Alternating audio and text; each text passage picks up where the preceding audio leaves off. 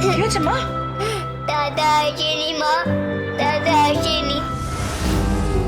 আমি জানতাম বন্ধন আসবে না, তোমার হাতের খাবার ও খাবে না। মদন, হ্যাঁ যাবো। যাও, আমি টাকা দিচ্ছি, দোকান থেকে খাবার নিয়ে এসো। ওর হাতের খাবার আমরা কেউ খাবো না। ও মিথ্যে পরিচয় দিয়ে এখানে আছে, আইনের সাহায্য নিয়ে এখানে আছে। সম্পর্কে দোহাই দিয়ে নয়, ভালোবাসা দিয়ে নয়, সত্যিকারের মা হয়ে নয়। ওর হাতের খাবার আমরা কেউ খাবো না। মদন, হ্যাঁ যাবো। যাও গিয়ে তরকারি রুটি নিয়ে এসো, আমরা তাই খাবো। উঠে পড়ো সবাই। রাখি, চল তো খেয়ে নিবি মা। আমিও খাবো না, দাদা না এলে আমি খাবো না।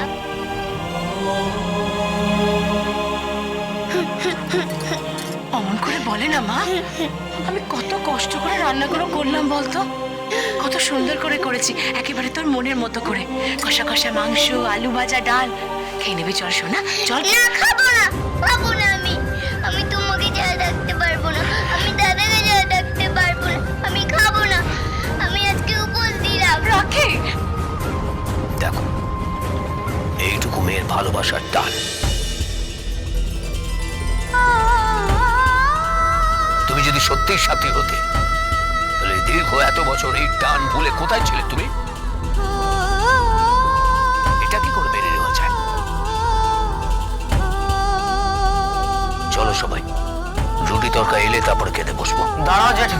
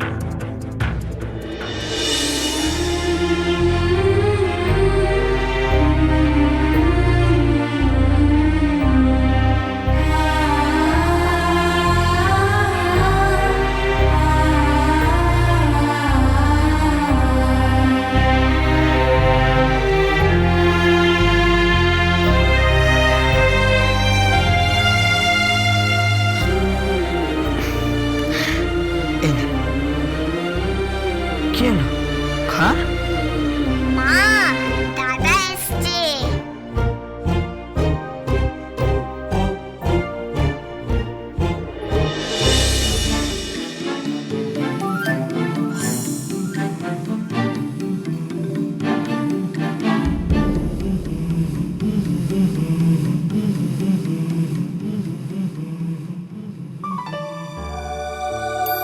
না খাবো না। তুই খুব চালাক না, আমাকে খাইয়ে দিয়ে তুই পালিয়ে যাবি।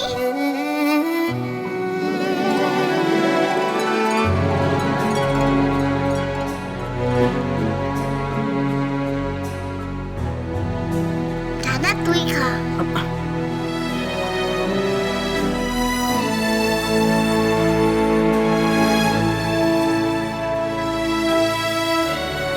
দাদা, বন্ধন তো এলো, এবার খেয়ে নিন, বসুন। দোহাই আপনার, এই রাত্রিবেলা রাস্তার ওই খাবারগুলো খাবেন না, শরীর খারাপ করবে তাতে। দেখুন, আমি ঠক জোচ্চোর যা হই না কেন, খুব যত্ন করে কিন্তু রান্নাগুলো করেছি, বলতে পারেন একেবারে মায়ের মতো করে। খেয়ে নিন দাদা, দোহাই আপনার, আসুন বসুন। ও যাই, বন্ধন তো এসে গেছে, তাহলে আমরা সবাই খেতে বসি। হ্যাঁ খাবো, আমিও খেতে বসছি।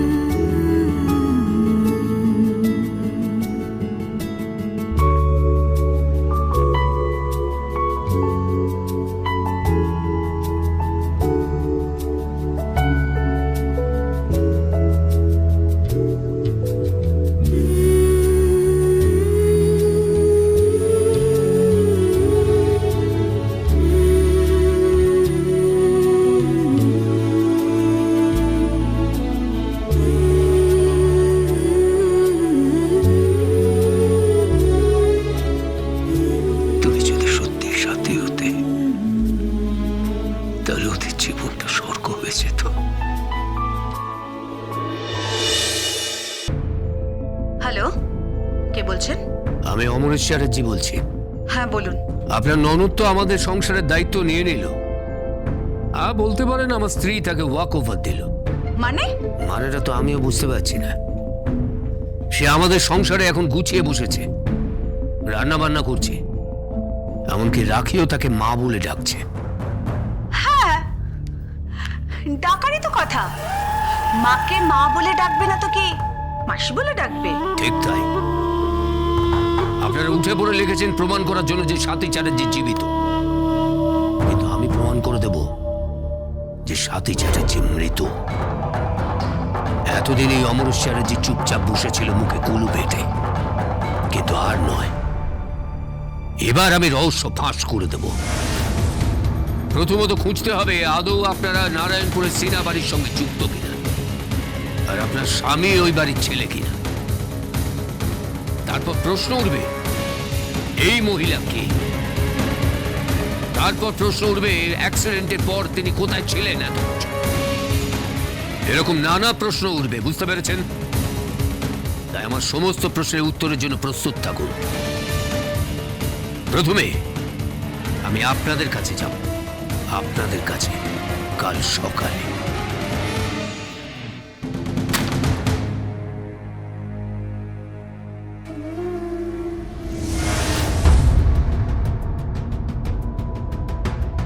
ওভাবে কি দেখছো? কথা বলছো না কেন? কি দেখছো ওভাবে? কাকে ফোন করে আমার নামে এই সমস্ত কথা বলছেন? চিৎকার করছো কেন? চুপ! চিৎকার করছো কেন? চিৎকার করবো না তো কি করবো? হ্যাঁ, কি করবো আমি?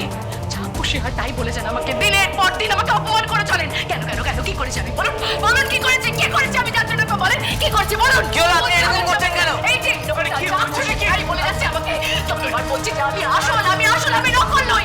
আমি আসল স্বাতী চ্যাটার্জি, আমি আসল স্বাতী চ্যাটার্জি, সত্যিকারের স্বাতী চ্যাটার্জি। আমি কেন রিচার্জ করতে না? সত্যিকার রিচার্জ।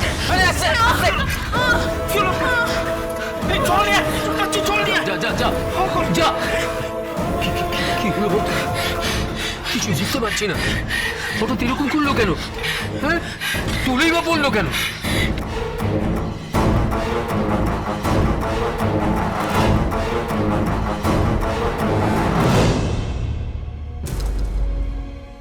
কি হয়েছে মার?